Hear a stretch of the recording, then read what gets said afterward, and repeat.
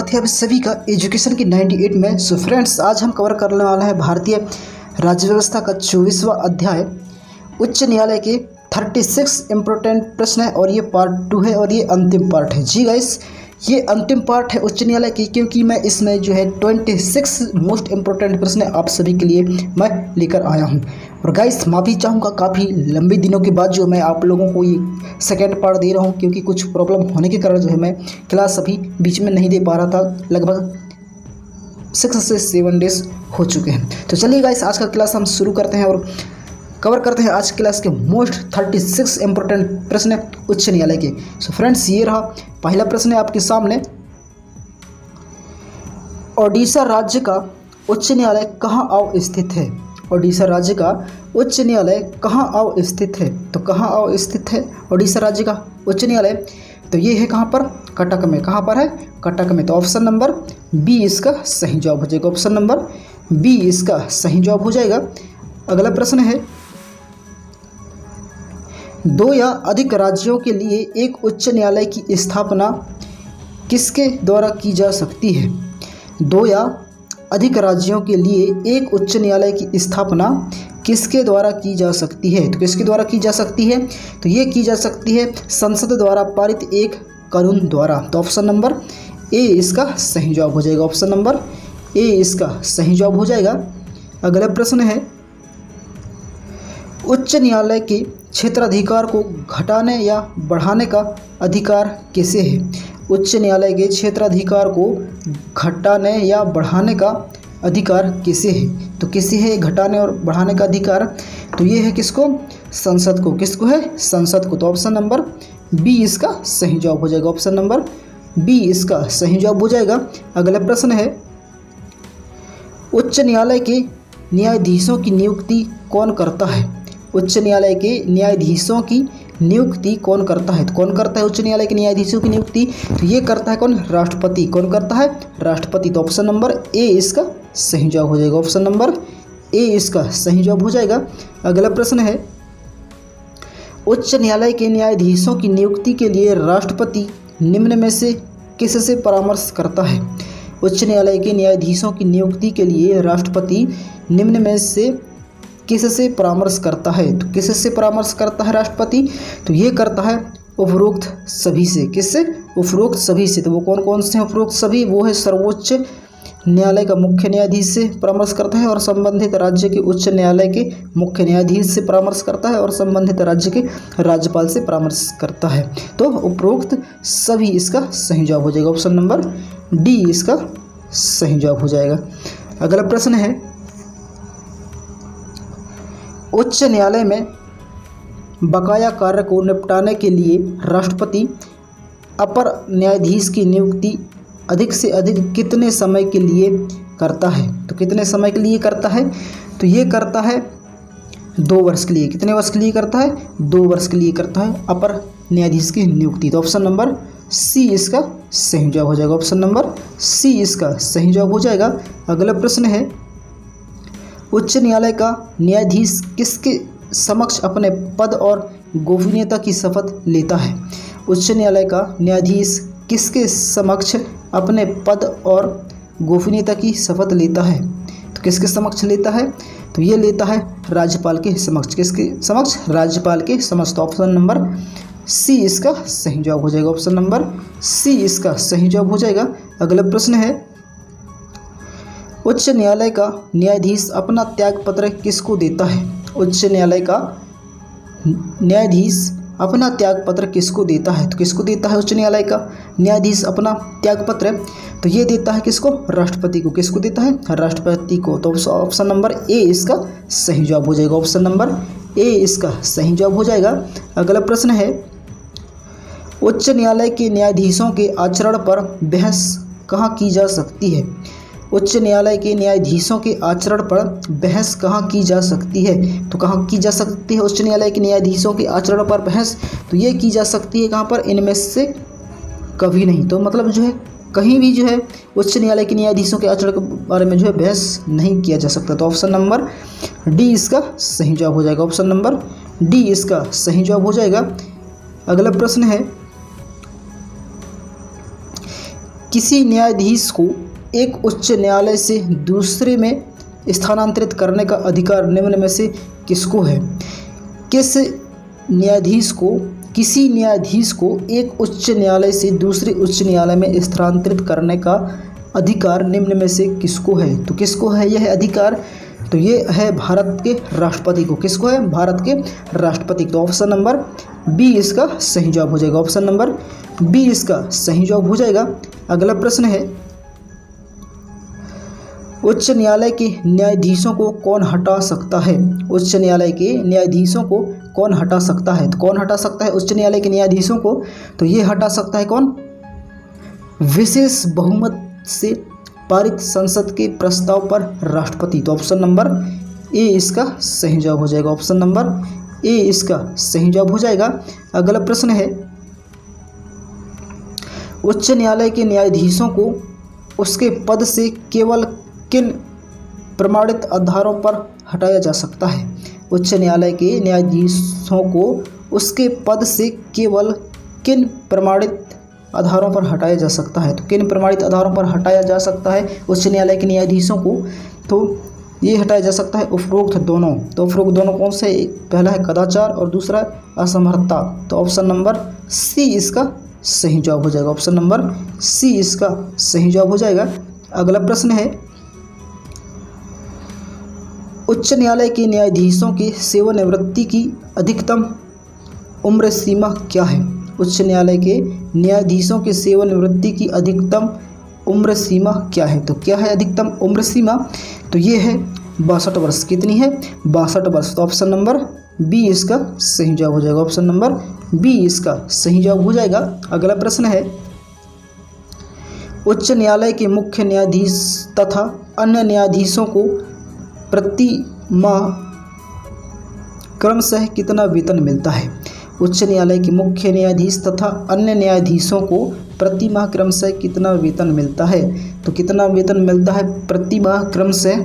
तो ये मिलता है 2,50,000 से 2,25,000 के बीच में। तो ऑप्शन नंबर डी इसका सही जवाब हो जाएगा। ऑप्शन नंबर डी इसका सही जवाब हो जाएगा। अगला प्रश्न है, किसी राज्य के उच्च न्यायालय के न्यायाधीशों के वेतन तथा भत्ते निम्नलिखित में से कौन सी निधि पर आधारित होते हैं? किसी राज्य के उच्च न्यायालय के न्यायाधीशों के वेतन तथा भत्ते निम्नलिखित में से कौन सी निधि पर आधारित होते हैं? तो कौन सी निधि पर आधारित होते हैं? तो ये होते हैं संबंधित राज्य की संचित निधि से। तो ऑप्शन नंबर डी इसका सही जवाब हो जाएगा। ऑप्शन नंबर डी इसका सही जवाब हो जाएगा। अगला प्रश्न है, उच्च न्यायालय के मुख्य न्यायमूर्ति और अन्य न्यायाधीश कितनी आयु तक पद पर बने रहते हैं? उच्च न्यायालय के मुख्य न्यायमूर्ति और अन्य न्यायाधीश कितनी आयु तक पद पर बने रहते हैं? तो कितनी आयु तक पद पर बने रहते हैं? तो ये रहते हैं 62 वर्ष तक। कितने वर्ष तक? 62 वर्ष तक। तो ऑप्शन नंबर डी इसका सही जवाब हो जाएगा। ऑप्शन नंबर डी इसका सही जवाब हो जाएगा। अगला प्रश्न है, उच्च न्यायालय के न्यायाधीश पद पर नियुक्त होने वाली प्रथम महिला कौन है? उच्च न्यायालय के न्यायाधीश पद पर नियुक्त होने वाली प्रथम महिला कौन है? तो कौन है प्रथम महिला? तो ये है कौन? अन्ना चंडी। तो ऑप्शन नंबर ए इसका सही जवाब हो जाएगा। ऑप्शन नंबर ए इसका सही जवाब हो जाएगा। अगला प्रश्न है, भारत में उच्च न्यायालय की मुख्य न्यायाधीश बनने वाली पहली महिला कौन है? भारत में उच्च न्यायालय की मुख्य न्यायाधीश बनने वाली पहली महिला कौन है? तो कौन है पहली महिला? तो ये है कौन? लीला सेठ। कौन है? लीला सेठ। ऑप्शन नंबर सी इसका सही जवाब हो जाएगा। ऑप्शन नंबर सी इसका सही जवाब हो जाएगा। अगला प्रश्न है, उच्च न्यायालय में मुख्य न्यायाधीश के अतिरिक्त कुल कितने न्यायाधीशों का प्रावधान संविधान में है? तो कितने न्यायाधीशों का प्रावधान संविधान में है? तो ये है कोई सीमा नहीं है। क्या है? कोई सीमा नहीं है। तो ऑप्शन नंबर डी इसका सही जवाब हो जाएगा। ऑप्शन नंबर डी इसका सही जवाब हो जाएगा। अगला प्रश्न है, मौलिक अधिकारों को लागू करने अथवा अतिक्रमण करने के मामलों में उच्च न्यायालय निम्नलिखित में से किस प्रकार का आदेश जारी कर सकता है? मौलिक अधिकारों को लागू करने अथवा अतिक्रमण करने के मामलों में उच्च न्यायालय निम्नलिखित में से किस प्रकार का आदेश जारी कर सकता है? तो किस प्रकार का आदेश जारी कर सकता है उच्च न्यायालय? तो ये जो है उपरोक्त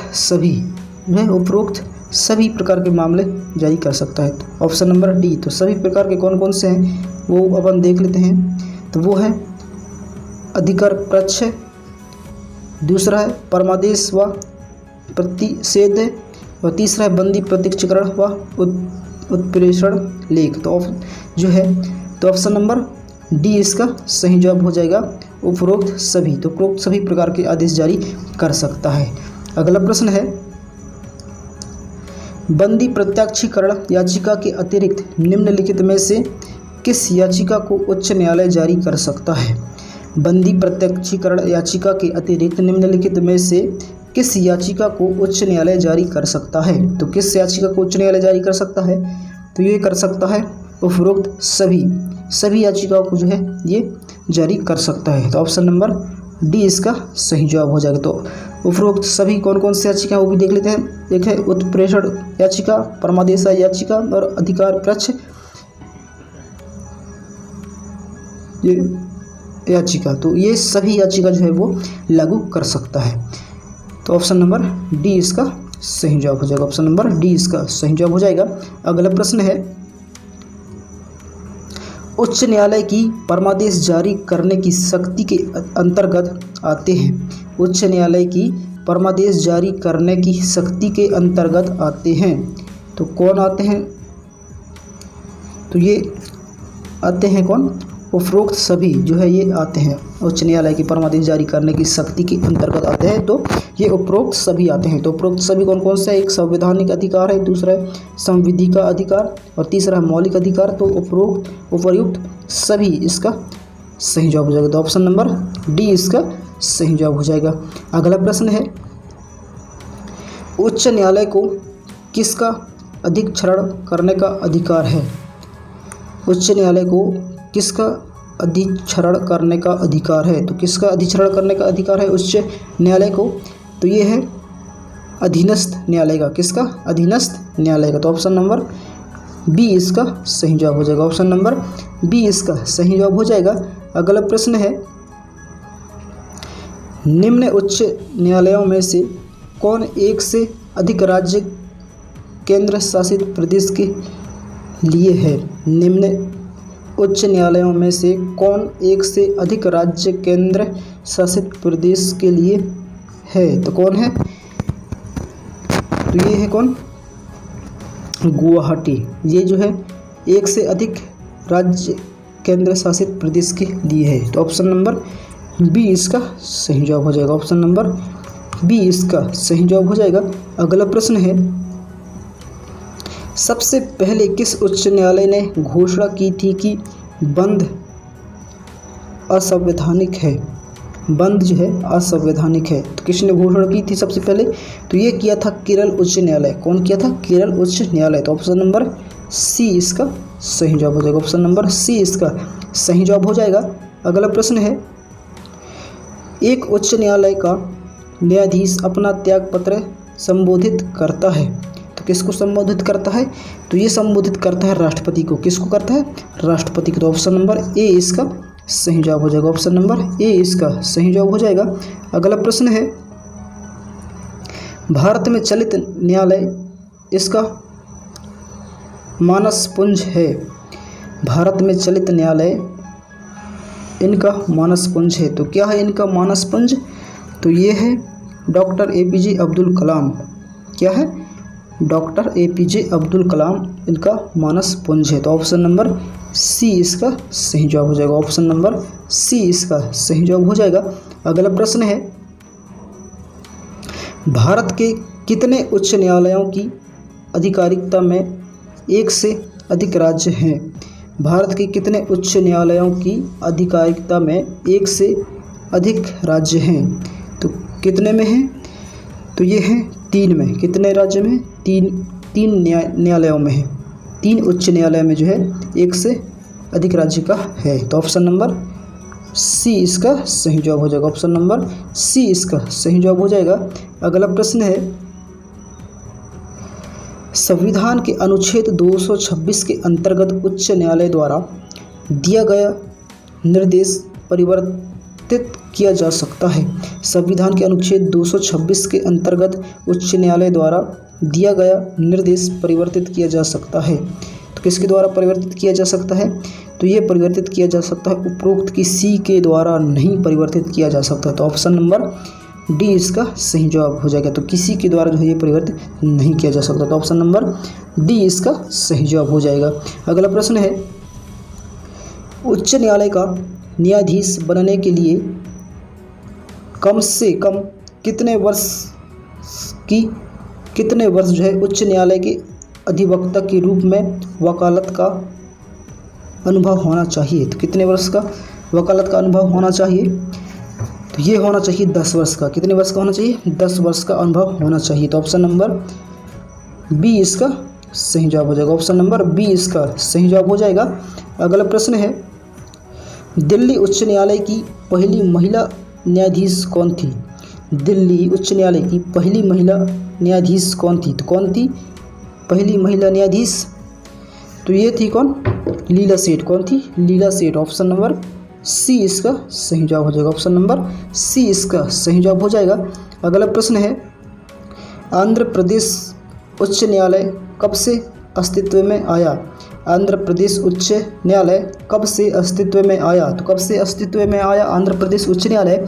तो ये आया कब? 1 जनवरी 2019 से। कब आया? 1 जनवरी 2019 से आया। तो ऑप्शन नंबर ए इसका सही जवाब हो जाएगा। ऑप्शन नंबर ए इसका सही जवाब हो जाएगा। अगला प्रश्न है, आंध्र प्रदेश उच्च न्यायालय स्थित है? आंध्र प्रदेश उच्च न्यायालय स्थित है तो कहाँ है आंध्र प्रदेश उच्च न्यायालय? तो ये स्थित है कहाँ पर? अमरावती में। कहाँ पर है? अमरावती में। तो ऑप्शन नंबर बी इसका सही जवाब हो जाएगा। ऑप्शन नंबर बी इसका सही जवाब हो जाएगा। अगला प्रश्न है, भारत के कितने संघ शासित क्षेत्रों का अपना उच्च न्यायालय है?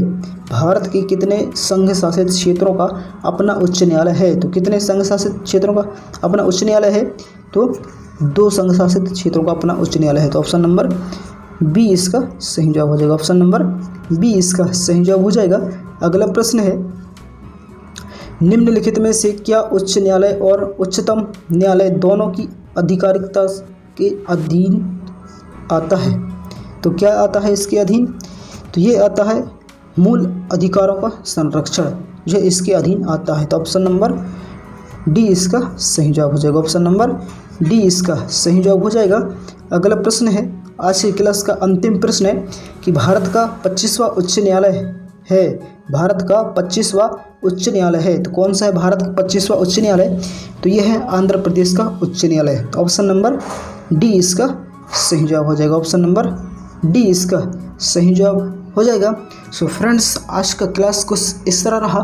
क्लास कैसा रहा और आपने 36 में से कितने अटेम्प्ट किए आप नीचे कमेंट कर जरूर बताएं। और अगर क्लास पसंद आया हो तो प्लीज़ वीडियो को लाइक कर अपने दोस्तों के पास शेयर जरूर करें। और पहली बार अगर विजिट किए हो एजुकेशन के 98 में तो प्लीज़ चैनल को सब्सक्राइब कर बेल आइकन को ऑल प्रेस जरूर करें ताकि आने वाले हर एजुकेशन वीडियो आप तक सबसे जल्द पहुंचे। सो फ्रेंड्स, मिलते हैं नेक्स्ट क्लास में। तब तक के लिए जय हिंद, वंदे मातरम। अपना ख्याल रखिए और तैयारी करते रहिएगा।